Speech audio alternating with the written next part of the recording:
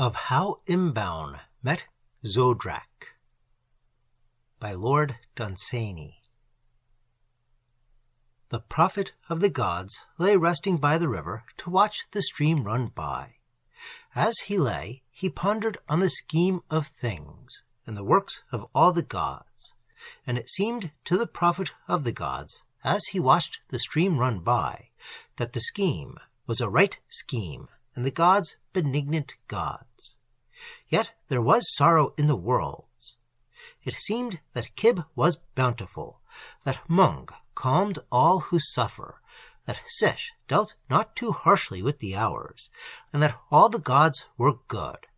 Yet there was sorrow in the worlds.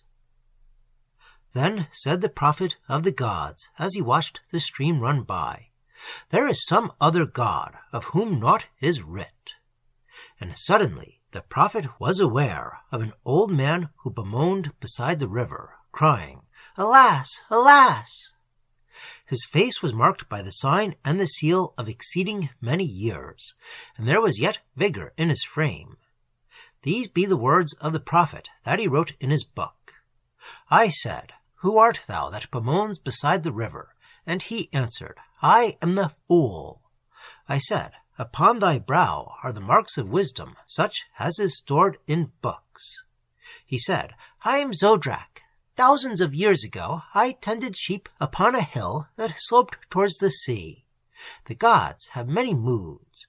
Thousands of years ago they were in a mirthful mood.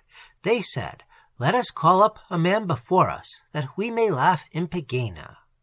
And their eyes that looked on me saw not me alone, but also saw the beginning and the end, and all the worlds besides. Then said the gods, speaking as speak the gods, 'Go back to thy sheep.' But I, who am the fool, had heard it said on earth, that whoso seeth the gods upon Pegāna becometh as the gods, if so he demand to their faces, who may not slay him who hath looked them in the eyes. And I, the fool, said, I have looked in the eyes of the gods, and I demand what a man may demand of the gods when he hath seen them in Pegāna. And the gods inclined their heads, and Hudrazai said, It is the law of the gods. And I, who was only a shepherd, how could I know? I said, I will make men rich. And the gods said, What is rich? And I said, I will send them love. And the gods said, What is love?